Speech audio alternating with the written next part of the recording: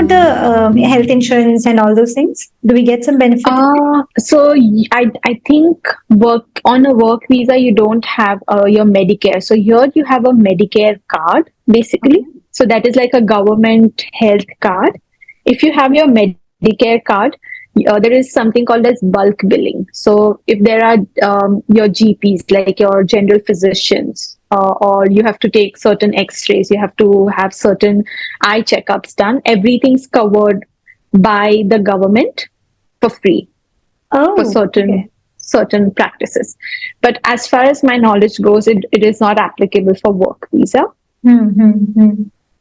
Once you have your permanent visa or you have a spouse visa, you have your Medicare card.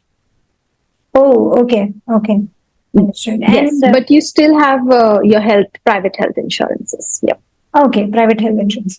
Okay. And how is the journey from getting a work visa and getting a PR, like a permanent residence there? You can start applying first. So again, it's the same thing.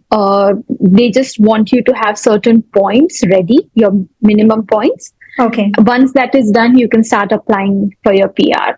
Now, for some of them, it's very easy, again, depending on the profession, the education, and things like that. The second thing, what they usually also do here is, so, here we have our proper city, like we have Mumbai and then we have Navi Mumbai, which is like another suburb or regional area. The same way in Australia, you have quite a few regional areas. So if you work and live in regional area, you get additional points because Okay. because the facilities are less, the what do you call, the way the job requirement is more and things like that. Wow. Okay. But if you live in city, you don't get, the points will be less. So it again, as I mentioned, it keeps on changing depending on the requirements.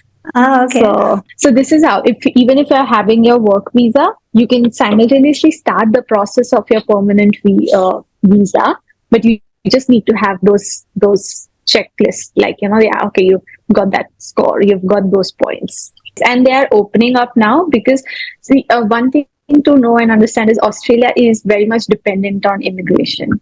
Everything is dependent on immigration. So because of COVID, everything was just complete shutdown. As the whole world might know that Australia was the only country who had their borders completely shut off for a very long time. No one was allowed to leave. No one was allowed to come in. We were the last to open up. So Australia is running behind in a lot of other aspects, meaning now they need everyone. They need the trainees, they need nurses, they need people to come in and help the economy. So yeah.